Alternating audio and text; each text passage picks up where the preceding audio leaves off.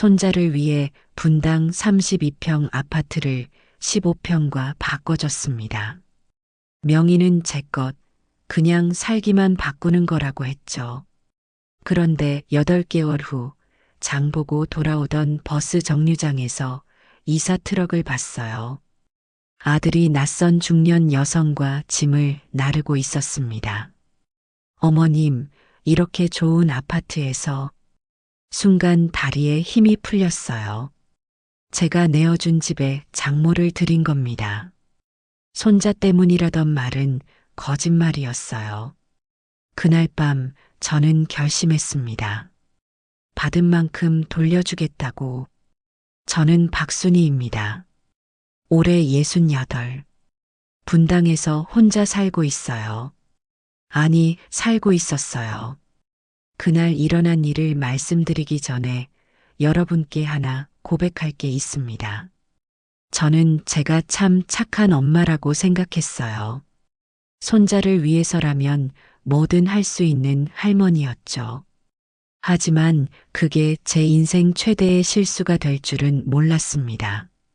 그날은 목요일 오후였어요. 마트에서 장을 보고 돌아오는 길이었죠. 무거운 장바구니를 들고 집 앞 버스 정류장에서 버스를 기다리고 있었습니다. 날씨가 좋았어요. 가을 햇살이 따뜻하게 내리쬐고 있었죠. 버스가 오기를 기다리며 멍하니 서 있는데 갑자기 익숙한 목소리가 들렸어요. 어머님, 정말 고생 많으셨어요. 드디어 이사 오셨네요. 저는 그 목소리가 어디서 들려오는지 찾아봤습니다. 고개를 돌리는 순간 심장이 멎는 것 같았어요. 제 아들 현태가 이사 트럭 앞에서 짐을 내리고 있었거든요. 그것도 낯선 중년 여성과 함께요. 그 여성은 누가 봐도 지영이를 닮았어요. 한눈에 알 수 있었습니다. 제 며느리 지영이의 어머니였어요. 현태가 정말 효자구나. 이렇게 좋은 아파트에서 살게 해주고. 안사돈의 목소리가 들렸어요. 기쁨에 찬 목소리였죠. 저는 그 자리에서 움직일 수가 없었습니다.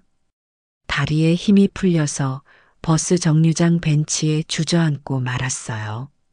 장바구니가 바닥에 떨어졌지만 줍지 못했습니다. 머릿속이 하얘졌거든요. 이사 트럭에서 계속 짐이 나왔어요. 침대, 옷장, 화장대, 운동기구까지. 한두 개가 아니었습니다. 완전히 이사를 오는 게 확실했어요. 제가 손자를 위해서라고 믿고 내어준 그 집의 말이에요. 현태가 짐을 옮기는 모습을 보니 익숙해 보였어요. 처음이 아닌 것 같았죠. 얼마나 오래 준비한 걸까요? 얼마나 오래 저를 속인 걸까요? 그제서야 모든 게 이해되었습니다. 지난 몇 달 동안 현태가 왜 연락을 안 했는지, 지영이가 왜 만나려고 하지 않았는지, 추석에 왜 함께하지 못한다고 했는지, 명절에 왜 거절당했는지 전부 다 이해가 됐어요. 장모를 들릴 준비를 하고 있었던 거죠. 그리고 저는 미리 배제시킨 거였어요. 불편할 테니까요. 장모와 시어머니가 자주 만나면 말이에요. 버스가 왔지만 탈 수가 없었어요. 그냥 벤치에 앉아서 현태가 장모의 짐을 나르는 모습만 바라봤습니다. 제가 아끼고 아꼈던 그 아들이 말이에요. 손자를 위해서라고 믿고 내어준 그 집에서 말이에요. 얼마나 시간이 흘렀을까요? 해가 기울고 있었어요. 장바구니를 주워들고 집으로 돌아왔습니다. 15평 아파트 문을 열고 들어서니 갑자기 눈물이 나왔어요. 참았던 게 터져버렸죠. 소파에 털썩 앉아서 한참을 울었습니다. 3년 전 이야기를 해드릴게요. 그때만 해도 저는 정말 행복했거든요. 제 아들 현태는 제가 38배 어렵게 낳은 늦둥이였어요. 젊은 시절 결혼은 일찍 했지만 아이가 좀처럼 생기지 않았습니다. 병원도 다니고 한의원도 다녔죠. 하지만 소용이 없었어요. 포기할 즈음에 찾아온 아이가 현태였습니다. 얼마나 소중한지 몰랐어요. 남편은 현태가 18살 되던 해에 지병으로 세상을 떠났습니다. 그때부터 저는 혼자서 현태를 키워야 했죠. 쉽지 않았어요. 하지만 현태는 정말 착한 아이였습니다. 엄마, 혼자 사시기 외롭지 않으세요? 아버지가 돌아가신 후에도 현태는 저를 많이 챙겨줬어요. 대학을 졸업하고 직장을 다니면서도 주말이면 꼭 저를 찾아왔습니다. 같이 영화도 보고 맛있는 음식도 먹으러 다녔죠. 동네 사람들이 그러더라고요. 요즘 같은 세상에 저런 효자가 어디 있어요? 저도 그렇게 믿었어요. 현태가 32이 되던 해 드디어 결혼한다고 소식을 전해왔습니다. 며느리 지영이는 조용하고 얌전한 성격이었어요. 첫 만남부터 예의 바르게 인사하더라고요. 어머님, 앞으로 잘 부탁드립니다. 현태 오빠 잘 돌봐드릴게요. 지영이의 말을 들으면서 저는 마음이 놓였습니다. 아들이 좋은 사람을 만났구나 싶었거든요. 결혼식도 조촐하게 치렀는데 두 사람이 정말 행복해 보였어요. 신혼집은 현태가 마련한 15평 아파트였습니다. 작지만 신혼부부가 살기에는 충분했죠.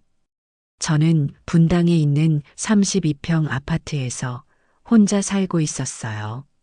남편이 살아계실 때 함께 마련한 집이었습니다. 평생 모은 돈으로 산 집이었죠. 그 집에는 남편과의 추억이 가득했어요. 결혼한 지 얼마 지나지 않아서 지영이가 임신했다는 소식을 들었을 때는 정말 기뻤습니다. 손자를 볼 수 있다는 생각에 마음이 설렜어요. 제 같은 늦은 나이에 낳은 아들이 또 아이를 가진다는 게 얼마나 감사한 일인지 몰랐습니다. 임신 기간 내내 지영이를 챙겨줬어요. 몸조리에 좋다는 음식도 해다 주고 병원 검진도 따라갔죠. 현태도 아내를 무척 잘 챙겼습니다. 보기 좋았어요.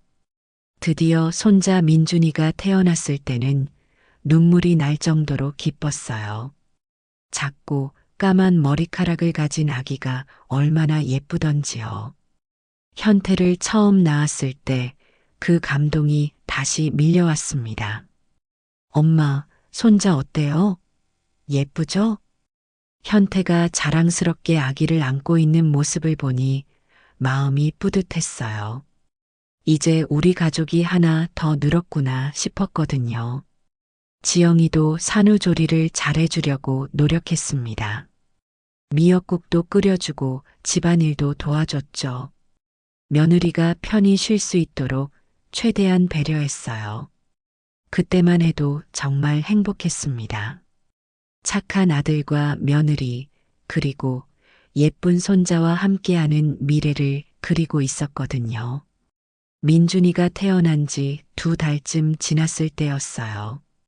현태가 갑자기 심각한 표정으로 저를 찾아왔습니다.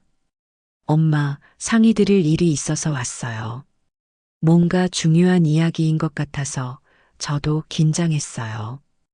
혹시 무슨 문제라도 생겼나 싶었거든요. 무슨 일이니, 현태야? 사실은 집 때문에 고민이 좀 있어요. 현태는 머뭇거리면서 말을 꺼냈습니다. 15평 집에서 아기와 함께 살기가 너무 좁다는 거였어요. 아기 용품들이 늘어나니까 공간이 부족하다는 거죠. 엄마 혼자 32평에서 사시는 게 너무 넓지 않으세요? 저희는 3명이니까 더 넓은 공간이 필요하고요. 현태의 말을 듣고 보니 일리가 있었어요. 저 혼자 살기에는 확실히 넓은 편이었고 신혼부부에게는 좁을 수 있겠다는 생각이 들었거든요. 그래서 어떻게 하고 싶은데? 엄마 집이랑 저희 집이랑 바꿔서 살면 어떨까요? 물론 명의는 그대로 두고요. 그냥 살기만 바꾸는 거예요. 저는 잠시 생각해 봤습니다. 손자를 위해서라면 못할 게 뭐가 있겠어요? 게다가 현태가 말하는 것도 맞는 것 같았습니다. 그래, 좋은 생각이네. 민준이가 넓은 곳에서 뛰어놀 수 있으면 좋겠다. 제 대답을 들은 현태의 얼굴이 환해졌어요. 지영이도 옆에서 고맙다고 인사했죠. 어머님, 정말 감사해요. 민준이 때문에 걱정이 많았는데 이렇게 해주시니까 마음이 놓여요. 지영이의 말을 들으니 저도 기분이 좋았습니다. 가족끼리 서로 도우며 사는 게 당연한 거라고 생각했거든요. 이사 준비를 하면서도 마음이 설렜어요. 손자가 넓은 집에서 건강하게 자랄 생각을 하니까 기뻤죠. 32평 아파트는 햇볕도 잘 들고 놀이터도 가까워서 아이 키우기에 정말 좋은 환경이었거든요. 현태와 지영이도 무척 고마워했어요. 이사하는 날에도 계속 감사하다고 말했죠. 엄마, 정말 고마워요. 저희가 나중에 꼭 보답할게요. 무슨 보답? 가족끼리 이런 것 가지고. 그때만 해도 저는 정말 행복했습니다. 15평 아파트도 저 혼자 살기에는 충분했고 관리하기도 편할 것 같았어요. 무엇보다 손자가 좋은 환경에서 자랄 수 있다는 게 가장 기뻤습니다. 하지만 이것이 제 인생 최대의 실수가 될 줄은 그때는 꿈에도 몰랐어요. 이사를 마치고 새로운 환경에 적응하는 것은 생각보다 어렵지 않았습니다. 15평 아파트는 확실히 관리하기 편했어요. 청소할 공간도 줄어들었고 혼자 살기에는 딱 적당한 크기였죠. 무엇보다 손자 민준이가 넓은 집에서 잘 자라고 있다는 생각에 마음이 뿌듯했어요. 가끔 현태한테 전화해서 안부를 물어보면 항상 좋은 소식만 들려왔거든요. 엄마, 민준이가 요즘 뒤집기 연습하고 있어요. 넓은 거실에서 마음껏 굴러다닐 수 있어서 좋아해요. 현태의 목소리에서 아버지가 된 기쁨이 느껴졌습니다. 저도 덩달아 기분이 좋아졌어요. 하지만 집을 바꾼 지 석 달이 지나면서 조금씩 이상한 신호들이 느껴지기 시작했습니다. 처음에는 단순히 새 환경에 적응하느라 바쁜 거라고 생각했는데 시간이 갈수록 뭔가 달라진 게 느껴졌거든요. 예전에는 현태가 일주일에 두세 번은 안부 전화를 했는데 이제는 일주일에 한 번 정도로 줄어들었어요. 전화 통화 시간도 예전보다 짧아졌고요.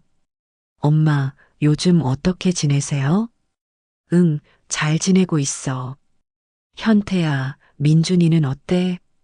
민준이도 잘 크고 있어요. 요즘 바빠서 전화 자주 못 드려서 죄송해요. 괜찮다, 괜찮아. 바쁜 거 이해해. 현태의 목소리가 예전만큼 따뜻하지 않다는 느낌이 들었지만 저는 그냥 육아 때문에 피곤한 거라고 생각했어요. 갓난아기를 키우는 게 얼마나 힘든 일인지 알고 있었거든요.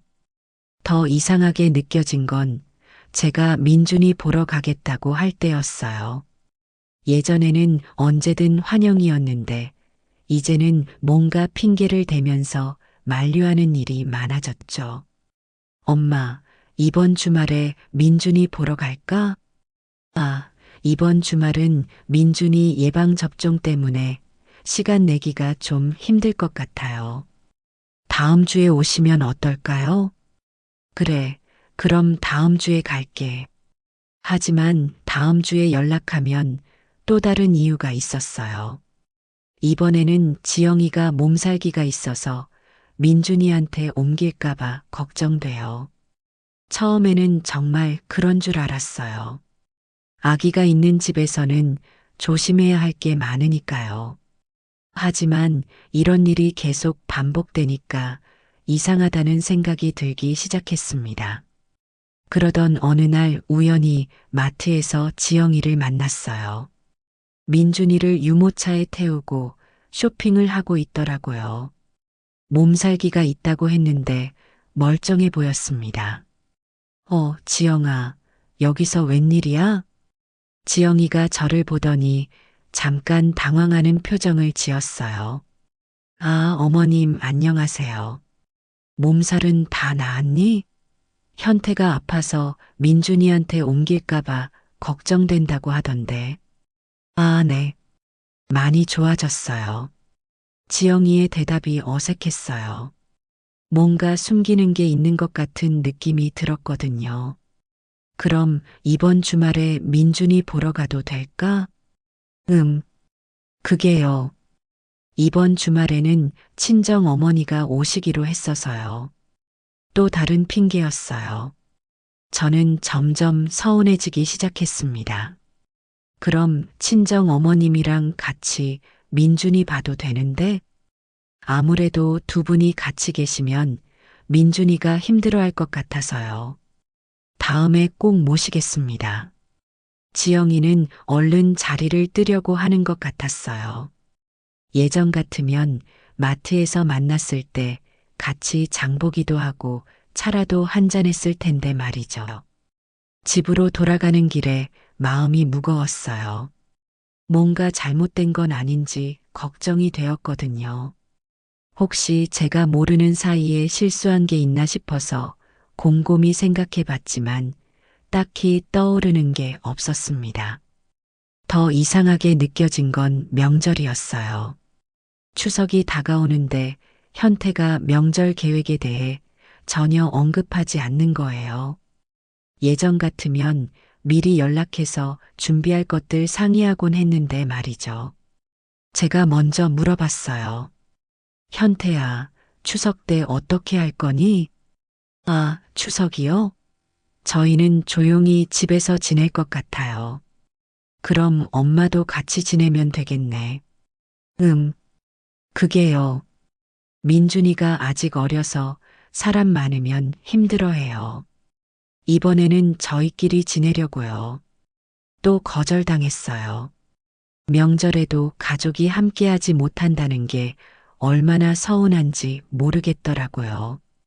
그 무렵 저는 혼자서 많은 생각을 하게 되었어요. 혹시 제가 집을 바꿔준 것 때문에 현태와 지영이가 부담을 느끼는 건 아닌지, 아니면 제가 너무 자주 연락하거나 만나려고 해서 부담스러워하는 건 아닌지 말이에요. 그래서 조금 거리를 두기로 했습니다. 전화도 덜하고 만나자는 말도 자제했어요. 현태 가족이 편하게 지낼 수 있도록 배려한 거죠. 하지만 거리를 둘수록 연락은 더 뜸해졌어요. 제가 먼저 연락하지 않으면 현태에게서 연락이 오는 일은 거의 없었거든요. 밤에 혼자 누워 있으면 자꾸 생각이 났어요. 손자를 위해 집을 바꿔준 건 잘한 일이었는데 왜 이렇게 관계가 멀어지고 있는 걸까요? 혹시 제가 뭔가 실수한 게 있는 건 아닐까요? 하지만 아무리 생각해봐도 답이 나오지 않았습니다. 그렇게 서먹한 관계가 몇 달 더 지속되었어요.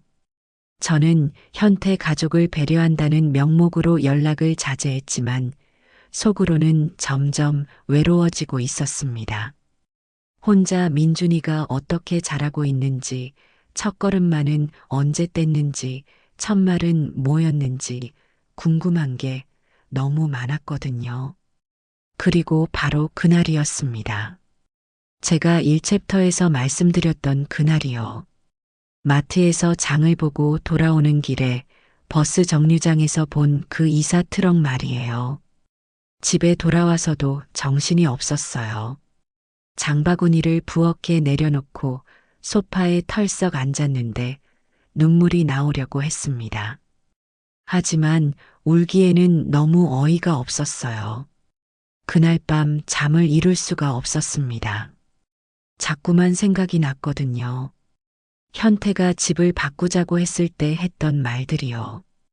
엄마 혼자 32평에서 사시는 게 너무 넓지 않으세요? 저희는 3명이니까 더 넓은 공간이 필요하고요. 3명이 아니라 4명이었던 거죠. 처음부터 장모까지 포함해서 계산한 거였어요. 다음 날 아침 일찍 현태에게 전화를 걸었습니다. 더 이상 모른 척 할 수 없었거든요. 현태야, 어제 안사돈 이사 오시는 거 봤어. 전화 너머로 현태가 당황하는 기색이 느껴졌어요. 아, 엄마 보셨구나. 말씀드리려고 했는데.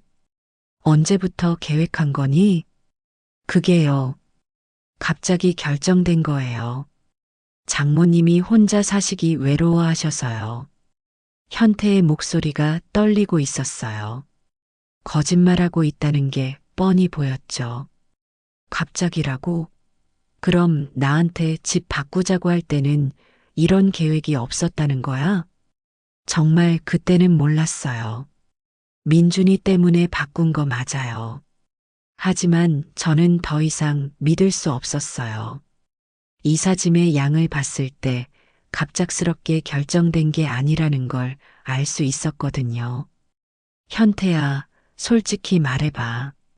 처음부터 장모님 모시고 살 생각이었던 거지? 한참 침묵이 흘렀어요. 현태가 대답을 못하고 있는 거였죠. 엄마, 그런 게 아니라. 그럼 뭐야? 장모님이 혼자 계시니까 외로워하시고 지영이도 육아 도움이 필요하다고 해서 현태의 변명을 듣고 있으니 화가 치밀어 올랐어요. 거짓말로 저를 속이고 집을 뺏어간 거나 다름없었거든요. 전화를 끊고 나서 친구 순자한테 연락했습니다. 언니, 나 좀 만날 수 있어요? 급한 얘기가 있어서요. 순자 언니를 만나서 어제 있었던 일을 모두 털어놨어요. 현태가 장모를 모시고 살기 위해 집을 바꾸자고 했다는 것 저를 속이고 거짓말했다는 것 들을 말이에요. 뭐라고? 그럼 처음부터 계획적으로 속인 거야? 그런 것 같아요. 민준이 때문이라고 했지만 실제로는 장모 때문이었던 거죠. 순자 언니의 얼굴이 점점 굳어졌어요. 아니, 그럼 너를 완전히 이용한 거잖아. 집까지 내주고 나서 이런 식으로 당하다니. 순자 언니도 화를 내주니까 제 마음이 조금 누그러지는 것 같았어요. 적어도 제가 잘못 생각한 게 아니라는 확신이 들었거든요. 그날 오후 지영이에게서 전화가 왔어요. 어머님, 오해가 있으신 것 같아서 전화드려요. 무슨 오해? 저희가 처음부터 엄마를 모시고 살 계획이었던 건 아니에요. 정말 갑자기 결정된 거예요. 지영이도 현태와 똑같은 말을 하고 있었어요. 하지만 저는 더 이상 속지 않았습니다. 지영아, 솔직히 말해봐. 안사돈이 살던 집은 어떤 집이었는데? 그게요. 반지하 빌라였어요. 좀 오래되고 습하고. 지영이의 말을 들으니 더욱 명확해졌어요. 장모는 열악한 환경에서 살고 있었고 좋은 아파트에서 살고 싶어 했던 거죠. 그래서 딸과 사위를 부추겨서 저와 거리를 두게 만든 거였어요. 그럼 너희 엄마가 좋은 집에서 살고 싶어서 이런 계획을 세운 거네. 그런 게 아니에요. 정말 갑자기. 지영아, 나도 바보 아니야? 이사 준비하는데 시간이 얼마나 걸리는데 갑자기가 어디 있어? 지영이도 더 이상 변명할 말이 없는 것 같았어요. 그날 밤 혼자 앉아서 많은 생각을 했어요. 아들과 며느리가 저를 완전히 속였다는 사실이 믿어지지 않았거든요. 손자를 위해서라고 생각하며 집까지 내어줬는데 알고 보니 장모를 위한 거였던 거죠. 더 화가 난 건 거짓말을 했다는 거였어요. 솔직하게 말했다면 이해할 수도 있었을 텐데 저를 바보 취급하며 속인 게 너무 괘씸했습니다. 진실을 알게 된 후 일주일쯤 지났을 때였어요. 현태와 지영이가 함께 찾아왔습니다. 뭔가 중요한 얘기를 하려는 것 같았거든요. 엄마, 분당 집을 저희한테 명의 이전을 해주시면 안 될까요? 현태의 말을 듣는 순간 기가 막혔어요. 뭐, 그럼 분당 집은 너희가 가지면서 안사돈도 같이 살게 되는 거고, 나는 아무것도 없이 25평 아파트에서 계속 사는 거야? 아니면 엄마도 15평 집 팔고 같이 들어와서 사셔도 돼요. 방 하나 남는 거 드릴게요. 현태의 말을 듣고 있으니 점점 화가 났어요. 분당 집은 자기들이 갖고 저는 구석방 하나 얻어서 살라는 거였거든요. 현태야, 너 지금 나를 완전히 바보로 보는 거지? 그런 게 아니에요, 엄마. 그럼 뭐야? 집은 너희 명의로 하고 나는 얹혀 살게 하겠다는 거야? 그때까지 저는 정말 참고 있었는데 그 순간 화가 폭발하고 말았어요. 저를 이용해 놓고 이제는 명의까지 가져가려고 하다니 정말 뻔뻔하다는 생각이 들었거든요. 그날 현태와 지영이가 돌아간 후 저는 정말 오랫동안 분노에 떨고 있었어요. 손이 부들부들 떨릴 정도로 화가 났거든요. 이용당했다는 사실도 억울한데 이제는 명의까지 가져가려고 하다니 정말 어이가 없었습니다. 그날 저녁 지영이가 직접 찾아왔어요. 민준이를 유모차에 태우고 온 모습을 보니 마음이 복잡했습니다. 손자는 여전히 예뻤지만 지영이를 보는 마음은 예전과 달랐어요. 어머님, 정말 죄송해요. 저희가 처음에 말씀 제대로 안 드린 게 잘못이었어요. 지영아, 앉아. 우리 차근차근 얘기해보자. 지영이가 앉자 민준이가 제게 손을 뻗었어요. 할머니를 알아본 거죠. 그 모습을 보니 마음이 아팠습니다. 지영아, 솔직하게 물어볼게. 언제부터 계획한 거야?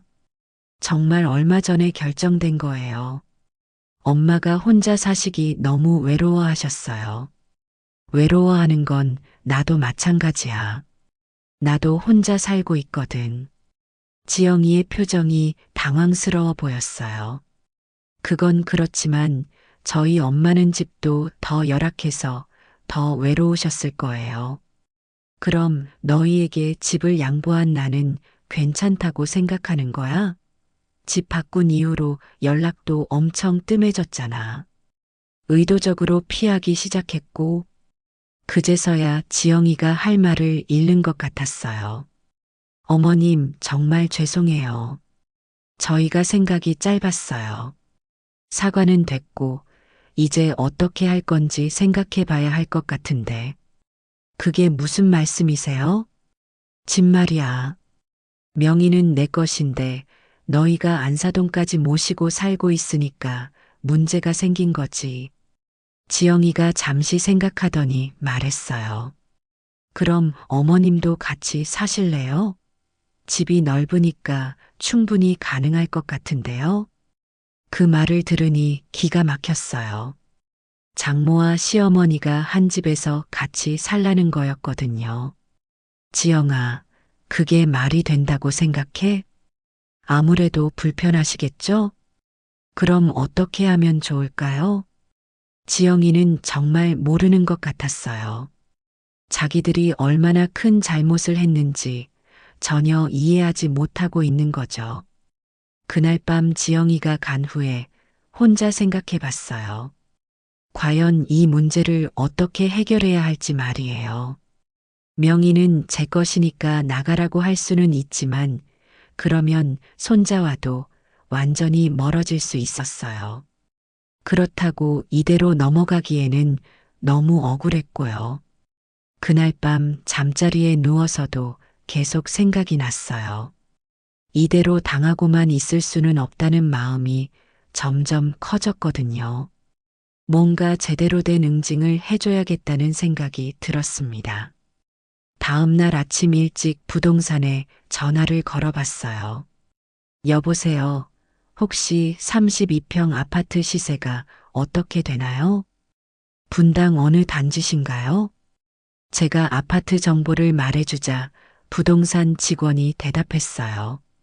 아, 그 단지면 지금 시세가 8억 정도 될 것 같은데요. 금매로 내놓으시면 7억 8천 정도에도 나갈 수 있을 거예요. 생각보다 높은 금액이었어요. 이 정도면 제가 혼자 살기에는 충분한 돈이었거든요.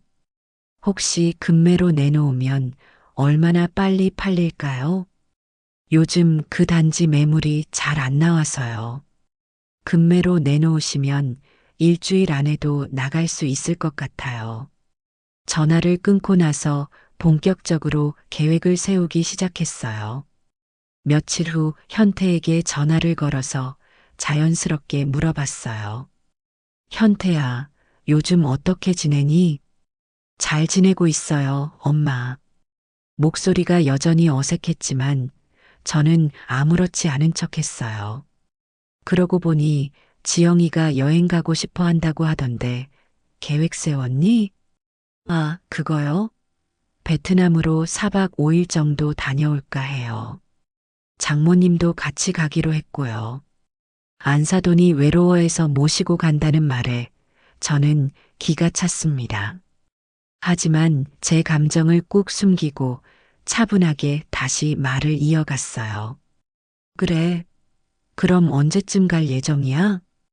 다음 주 화요일에 출발해서 토요일에 들어올 예정이에요.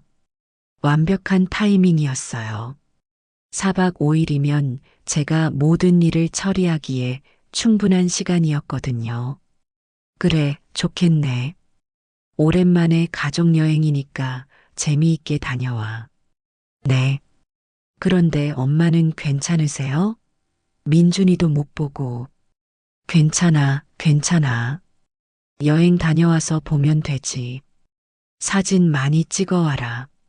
전화를 끊고 나서 본격적으로 준비에 들어갔어요. 먼저 부동산에 다시 연락해서 금매 매물로 내놓겠다고 했습니다. 7억 8천에 금매로 내놓을게요. 조건은 현금 거래고 일주일 안에 계약해야 해요. 알겠습니다. 그 정도 조건이면 바로 나갈 것 같아요. 다음으로 이사센터에 연락했어요. 다음 주 목요일에 포장 이사 가능한가요? 32평 아파트에서 빌라로 이사하는 건데요. 네, 가능합니다. 어느 지역인가요? 제가 지영이 어머니가 살던 빌라 주소를 말해주자 직원이 확인해 줬어요. 목요일 오전 9시부터 시작해서 오후에는 다 끝날 것 같습니다. 마지막으로 가장 중요한 준비를 했어요. 32평 아파트 여분 열쇠를 확인한 거죠. 다행히 현태가 결혼할 때 준 여분 열쇠를 아직 가지고 있었어요. 월요일에 부동산에서 연락이 왔어요. 매수자가 나타났는데요. 현금으로 7억 8천에 바로 계약하겠다고 해요. 정말요? 그럼 언제 계약할 수 있나요? 내일 오전에 계약하고 목요일에 잔금 치르면 됩니다. 모든 게 계획대로 돌아가고 있었어요. 화요일 아침 현태 가족이 베트남으로 떠난다고 연락이 왔을 때 저는 마음속으로 미소를 지었습니다. 엄마, 지금 공항 가는 중이에요. 잘 다녀올게요. 응, 조심해서 다녀와. 민준이 아프지 않게 잘 챙겨라. 현태 가족이 출국한 것을 확인한 후 저는 부동산으로 향했어요. 계약서에 사인하는 순간 마음이 시원해지는 것 같았습니다. 축하드려요. 좋은 가격에 잘 파셨네요. 감사해요. 계약을 마치고 집으로 돌아와서 순자 언니에게 전화를 걸었어요. 언니, 나 집 팔았어요. 뭐라고? 갑자기 왜? 다 계획이 있어서요. 목요일에 이사센터 오는데 같이 가서 봐줄 수 있어요? 물론이지. 그런데 현태한테는 말했어? 아니요. 여행 갔을 때 하려고요. 순자 언니도 제 계획을 듣고 나서는 통쾌해했어요. 그래, 그렇게 해야 해. 너무 당하고만 있었어. 목요일 아침 일찍 순자 언니와 함께 32평 아파트로 향했어요. 여분 열쇠로 문을 열고 들어가니 현태 가족의 흔적들이 곳곳에 보였습니다. 거실에는 안 사둔 것으로 보이는 운동기구가 놓여 있었고 작은 방에는 안 사돈의 침대와 옷장이 있었어요. 정말로 장모를 모시고 살고 있었던 거죠. 순이야, 이거 봐. 정말 장모를 위해서 집 바꾼 게 확실하네. 순자 언니가 화를 내는 것을 보니 제가 잘못 생각한 게 아니라는 확신이 들었어요. 이사센터 직원들이 도착해서 짐을 포장하기 시작했어요. 모든 짐을 다 포장해 주세요. 하나도 남기지 말고요. 네, 알겠습니다. 짐을 포장하면서 여러 가지 것들이 나왔어요. 현태와 지영이의 결혼 사진, 민준이 사진, 그리고 지영이 어머니의 개인 물품들까지요. 이 짐들을 어디로 가져다 드릴까요? 시흥의 빌라로 가져다 놓으시면 돼요. 오후에 빌라에 도착해서 짐들을 모두 내려놓았어요. 1층 작은 빌라 앞에 32평. 아파트에서 나온 짐들이 가득 쌓여 있는 모습을 보니 뭔가 묘한 기분이 들었습니다. 모든 일을 마치고 순자 언니와 함께 커피를 마시면서 기분이 후련했어요. 순이야, 속이 다 시원하다. 그동안 얼마나 답답했을까? 정말 그래요. 이제 진짜 자유로워진 기분이에요. 토요일 저녁 현태에게서 전화가 왔을 때 저는 마음의 준비를 하고 있었습니다. 진짜 재미있는 일이 시작될 거라고 생각하니까 오히려 기대되더라고요. 토요일 저녁 8시쯤 현태에게서 첫 번째 전화가 왔어요. 여행에서 막 돌아온 모양이었거든요. 엄마, 큰일 났어요. 집문이 안 열려요. 현태의 목소리가 당황스러워 들렸어요. 저는 침착하게 대답했습니다. 문이 안 열린다고? 비밀번호를 잘못 누른 거 아니야? 아니에요. 비밀번호도 맞는데 아예 반응이 없어요. 그리고 집안이 텅 비어 보여요. 아, 그거 내가 집 팔아버렸거든. 전화로 완전한 침묵이 흘렀어요. 현태가 제 말을 이해하지 못하는 것 같았거든요. 뭐라고요? 집을 팔았다고요? 응, 맞아. 7억 8천에 팔았어. 금매로 내놨더니 바로 나가더라. 엄마, 지금 장난하시는 거죠? 설마. 정말로 장난 아니야. 진짜 팔았어. 목요일에 잔금까지 다 받았고. 현태의 목소리가 떨리기 시작했어요. 그럼 저희 짐은 어디 있어요? 민준이 물건들도. 장모님 짐도 다 어디 갔어요? 아, 그거 다 지영이 엄마 빌라 앞에 갖다 놨어. 원래 살던 곳으로 돌려보낸 거지. 그때 전화 너머로 지영이와 안사돈의 목소리가 들렸어요. 뭔가 다급하게 얘기하고 있었거든요. 엄마, 이게 무슨 일이에요? 미리 말씀도 안 하시고 어떻게 이럴 수 있어요? 현태의 목소리에서 절망감이 느껴졌어요. 미리 말하라고? 너희들이 나한테 미리 말했니? 장모 모시고 살 거라고. 그건 그렇지만은 무슨 소리야? 너희들도 나한테 미리 말 안 했잖아. 전화를 끊고 나서 기분이 정말 상쾌했어요. 그동안 쌓였던 스트레스가 한 번에 풀리는 기분이었거든요. 30분 후에 지영이에게서 전화가 왔어요. 어머님, 제발 다시 생각해 주세요. 민준이는 어떻게 해요? 민준이? 민준이는 엄마 아빠가 알아서 키우면 되지. 할머니가 뭘 어떻게 해? 어머님이 너무 하세요. 그래도 손자인데 어떻게 이럴 수 있어요? 지영이의 목소리가 울음 섞여 있었지만 저는 전혀 마음이 움직이지 않았어요. 내가 너무한다고? 그럼 너희들이 나한테 한 건 뭐야? 거짓말하고 속이고 이용한 건 괜찮고? 죄송해요. 정말 잘못했어요. 그러니까 제발 집 문제만큼은 이미 계약 끝났어. 이제 되돌릴 수도 없고 그날 밤 현태와 지영이 그리고 안사돈으로부터 총 20통이 넘는 전화가 왔어요. 하지만 저는 받지 않았습니다. 할 말이 없었거든요. 다음 날 일요일 아침 현태가 직접 찾아왔어요. 얼굴이 완전히 초췌해져 있었어요. 엄마, 제발 한 번만 더 기회를 주세요. 기회? 무슨 기회? 집 되찾을 방법이 없을까요? 제가 돈 대출 받아서라도. 현태의 모습을 보니 조금 안쓰럽긴 했지만 저는 마음을 굳게 먹었어요. 현태야, 이미 끝난 일이야. 새 집주인이 다음 주에 이사 온다고 하더라. 그럼 저희는 어떻게 하라는 거예요? 너희들이 알아서 해야지. 다시 15평 집으로 들어가든지. 이미 그 집도 너희를 위해 다 비워뒀다. 비밀번호도 그대로야. 민준이는 어떻게 해요? 애가 무슨 죄가 있어요?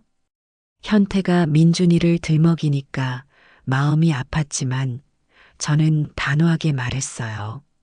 민준이 걱정은 부모인 너희들이 하는 거야. 할머니가 뭘 어떻게 해? 그날 오후 안사돈이 찾아왔어요.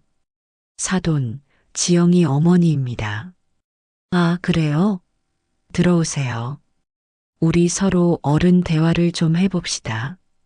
안사돈이 앉더니 바로 본론을 꺼냈어요.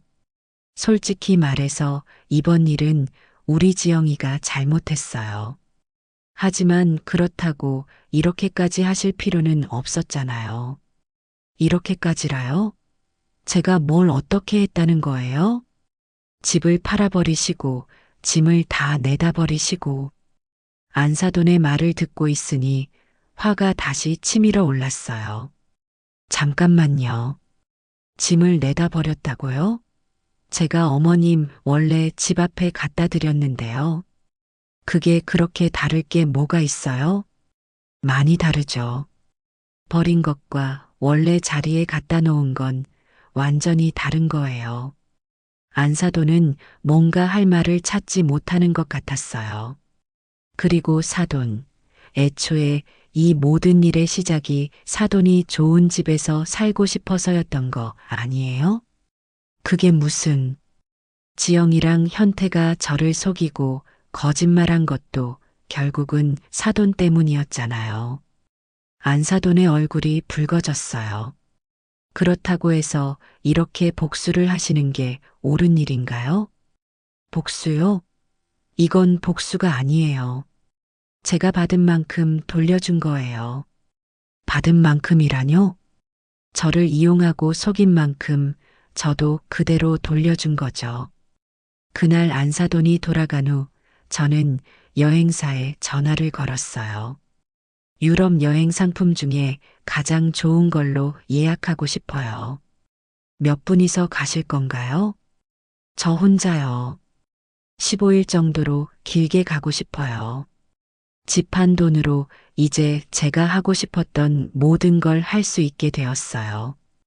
그동안 현태 가족 눈치 보느라 못했던 여행도 가고 친구들과도 자주 만나고 말이에요. 한 주가 지나고 현태에게서 마지막 전화가 왔어요. 엄마, 정말 마지막으로 한 번만 더 생각해 주세요. 현태야, 이미 끝난 일이야. 이제 각자 자기 길을 가는 거야. 나한테 해준 만큼 해줬을 뿐이란다. 현태가 할 말을 잃는 것 같았어요. 다음 주에 유럽으로 떠나는 비행기표를 들고 있으니까 정말 자유로운 기분이었어요.